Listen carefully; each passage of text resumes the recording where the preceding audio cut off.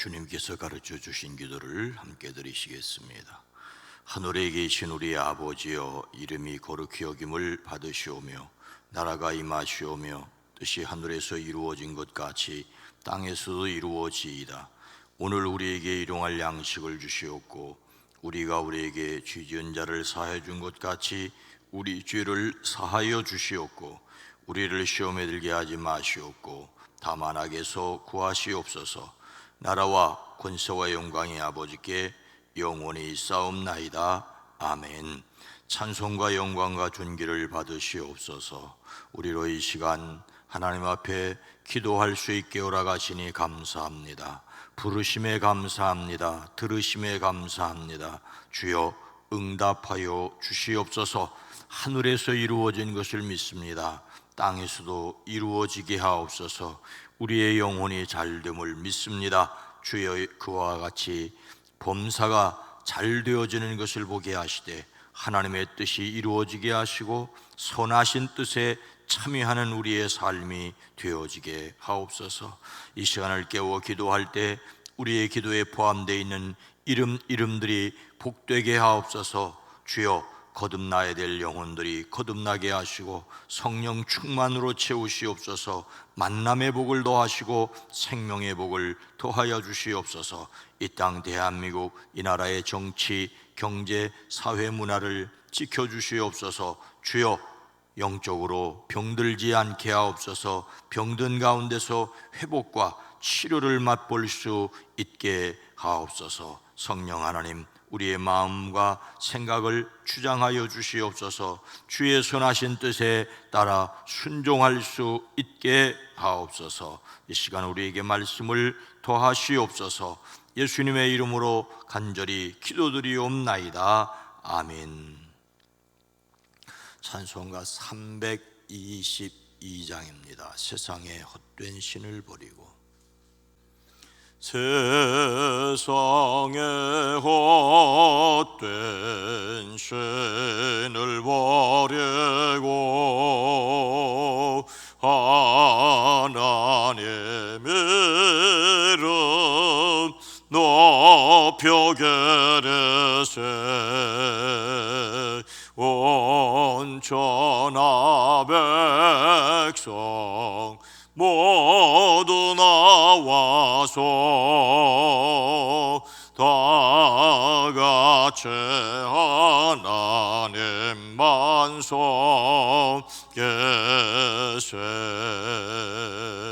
세상에 헛된 우상 버리고 인간의 모든 흑의 영화와 거짓과 불의 모두 버리고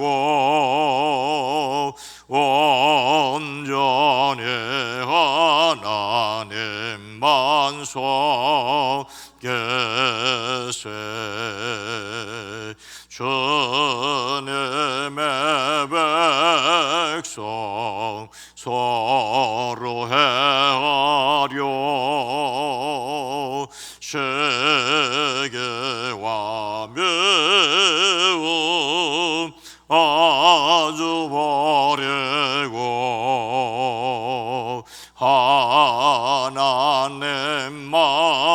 하나님만을 홀로 섬기는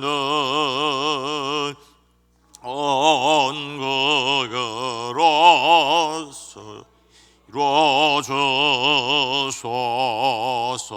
1절입니다. 세상에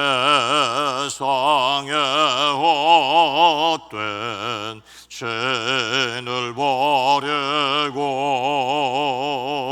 하나님의 이름 높여 계르세. 온 천하 백성 모두 나와서 다 같이 하나님 만성 계세 주님의 전임의 백성 서로 행하려 세계와 매음 아주 버리고 하나님만을 홀로 섬기는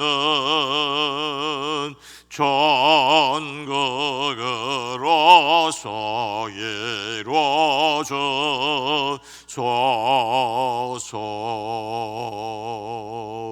아멘.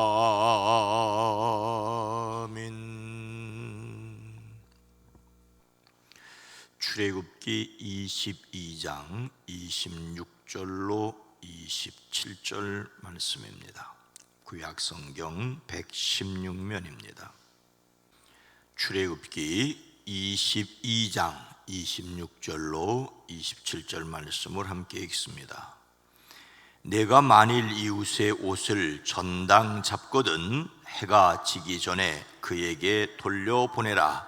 그것이 유일한 옷이라. 그것이 그의 알몸을 가릴 옷인즉 그가 무엇을 입고 자겠느냐. 그가 내게 부르짖으면 내가 들으리니 나는 자비로운 자임이니라. 아멘. 오늘도 예수 그리스도 안에서 승리하시기를 주의 이름으로 축복합니다. 오징어 게임에 이어 수리남이라는 넷플릭스 드라마가 뜨고 있다는 소식입니다. 수리남은 남아메리카 북부에 있는 나라의 이름이지요. 가이아나, 브라질, 프랑스령 기아나와 접하고 있고 여전히 영토 분쟁 중인 나라입니다. 면적은 우리 남한의 1.6배 정도니 꽤 크지요. 그러나 인구는 60만 명, 수원 인구의 절반도 되지 않는 그런 작은 나라입니다. 주로 열대 우림 지역이고 거주지는 2% 정도라고 합니다. 이 수리남이 드라마의 배경이 되는 이유는 중남미에서 흔히 보게 되는 마약 문제 때문입니다. 수리남에서 네덜란드 마피아가 유럽으로 마약을 밀매하다가 걸리는 경우가 대단히 많았다고 합니다. 요즘도 반군이 활동하는데 조직 자금 마련을 위한 대규모 마약 거래 혐의를 받고 있습니다. 실제로 한국계 수리남인으로 국제 마약 밀매 조직의 마약 왕으로 불린 조봉행이라는 사람이 있었습니다. 이 실화를 바탕으로 만든 드라마 수리남이 넷플릭스를 통해 공개되고 인기를 얻게 되자 수리남 정부에서 불쾌감을 표시했다는 뉴스도 읽었습니다. 그런데 이 드라마에 대하여 기독교인이 주의 깊게 보아야 할 것이 있습니다. 악역의 주인공인 한인 목사로 위장한 마약 밀매상이라는 것 때문입니다. 배우 황정민이 맡았는데 이름도 전요환입니다. 저는 신문에서 소개하는 이야기를 읽고 동영상을 찾아서 보았습니다. 좀 길게 보면 있을 수 있는 이야기라는 생각이 들지만 마약왕 목사라는 설정이 일반인에게 주는 영향력이 절대 작지 않겠다는 주장에 공감이 갑니다. 드라마 주인공은 단지 신분을 위장하고 있는 전형적인 사이비 이단 교주입니다. 아주 은혜스러운 말과 폭력적인 언어가 아주 자연스럽게 섞여 나오는 것을 보면서 깜짝 놀랐습니다. 하지만 정통교회와 이단을 분별하지 못하는 일반인에게는 기독교에 대한 왜곡 시각을 갖게 할 것입니다. 성찬식 포도주에 몰래 마약을 넣어 마약 중독자로 만들고 헌금을 갈취하는 장면도 있습니다. 목사 스토를 입고 위스키를 마신 후 분에 못 이겨 십자가를 향해 유리잔을 집어던지는 설정은 실제로 있을 수 없겠지만 오해를 할 수 있게 하겠다는 생각이 들고, 이런 그림들, 장면들을 보면서 이단들이 하고 있는 그런 모습이 그대로 반복되고 있구나라는 생각을 가지게 되었습니다. 전 세계적인 열풍을 이끈 드라마 오징어 게임에서부터 왜곡된 기독교 이미지나 교리를 담은 작품들이 잇따르고 있는 현실입니다. 기독교를 놀림거리로 만들거나 반기독교 정서를 부추기는 듯한 드라마 영상물이 증가를 하고 있습니다. 기독교를 의도적으로 비하하려는 것처럼 보이기도 합니다. 문제는 기독교 이미지가 부정적으로 굳어지고 있다는 점이지요. 기독교인이 세상 속에서 선한 영향력을 발휘하지 못하고 있다는 반증이기도 하다는 평가이긴 합니다. 한편에서는 교회가 스스로 돌아보는 기회로 삼아야 한다는 말도 있습니다. 이럴 때일수록 성도들은 기독교 본질인 사랑과 십자가 정신, 예수만이 참된 소망임을 확신하는 신앙의 자세를 가져야 한다라고 조언을 하고 있습니다. 예수님을 담는 성품 9월의 주제는 긍휼입니다. 긍휼은 불쌍히 여겨 돌보아 줌입니다. 예수님을 담는 성품으로서 긍휼은 다른 사람의 상처를 낫게 하는 데 필요한 것을 내어주는 것이지요.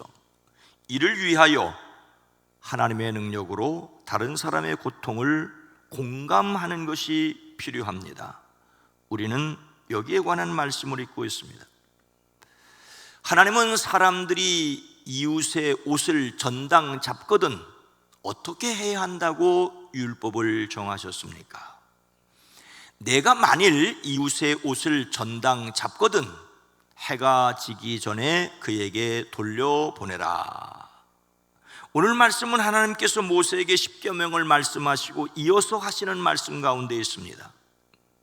우리가 잘 아는 대로 십계명은 하나님 사랑과 이웃 사랑에 관한 말씀이지요. 그리고 이어지는 말씀의 내용은 하나님을 어떻게 구체적으로 사랑할지, 이웃을 구체적으로 사랑하는 것이 무엇인지에 대한 이야기를 하고 있습니다. 사랑은 구체적이기 때문이지요. 하나님의 사랑에 관한 내용은 제1계명에서 4계명만이 아닙니다. 하나님께 어떻게 예배 드려야 할지를 10계명에 이어서 말씀하십니다. 이웃사랑에 관한 내용 역시 제5계명에서 제10계명까지만은 아니지요. 종을 어떻게 대우해야 할지, 폭력을 어떻게 처리해야 할지, 소의 임자가 책임져야 할 것이 무엇인지도 말씀을 합니다. 그리고 배상에 관한 법도, 도덕에 관한 법을 또한 말씀하시는데 오늘 본문 말씀은 도덕에 관한 말씀에 포함되어 있습니다.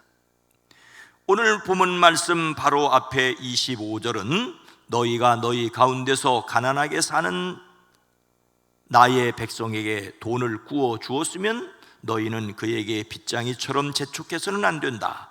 이자를 받아서도 안 된다라고 하십니다.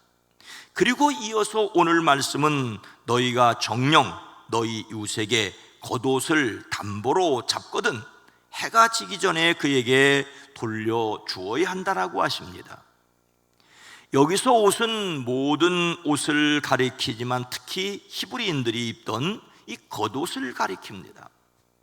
하지만 우리가 이해하기는 좀 어려운 점이 있어요. 이 옷을 저당 잡는 경우 이걸 저당 잡아서 무엇을 하겠는가 싶기 때문이죠. 요즘은 사라진 것 가운데 하나가 전당포일지 모르겠습니다. 저도 아주 오래전에 그 앞을 지나다니며 보았을 뿐이지 이용한 기억은 없습니다. 전당은 돈을 구하기 위해 자신의 소유물을 타인에게 묶어둔다는 의미가 아닙니까? 돈을 빌려줄 때 돈을 받지 못할 것을 생각해서 물건을 대신 맡아 보관하는 행위가 전당입니다. 그런데 이 겉옷을 전당 잡고 돈을 빌려준다는 것이나 전당을 잡았더라도 해지기 전에 돌려주라는 것은 쉽게 이해가 되지 않습니다. 뭐 값비싼 밍크코트라면 모르겠지만 말입니다. 그러나 이것이 하나님의 말씀으로 선포되었다는 것에서 우리는 그 당시 사회의 모습을 엿볼 수가 있습니다. 그리고 하나님이 원하시는 뜻을 알 수가 있습니다. 이웃의 겉옷을 전당 잡더라도 해가 지기 전에 돌려주라고 말씀하시는 이유가 무엇이겠습니까? 그것이 유일한 옷이라, 그것이 그의 알몸을 가릴 옷인즉 그가 무엇을 입고 자겠느냐? 그가 내게 부르짖으면 내가 들으리니 나는 자비로운 자임이니라. 이웃에게 겉옷을 담보로 잡거든 해가 지기 전에 그에게 돌려보내 주어야 할 이유가 그가 덮을 것이라고는 오직 그것뿐이기 때문이라고 하십니다. 더욱이 몸을 가릴 것이라고는 그밖에 없는데 그가 무엇을 덮고 자겠느냐라고 하십니다. 참 이상하지요. 왜 겉옷을 덮고 잡니까? 잠을 잘 때는 이불을 덮고 자야지요. 이렇게 말하면 어려운 사람의 사정을 모르는 것입니다. 성경의 배경이 되는 히브리인들의 형편을 모르는 것입니다. 히브리인들에게 있어서 겉옷은 단순히 외투 기능만 하는 것이 아니었습니다.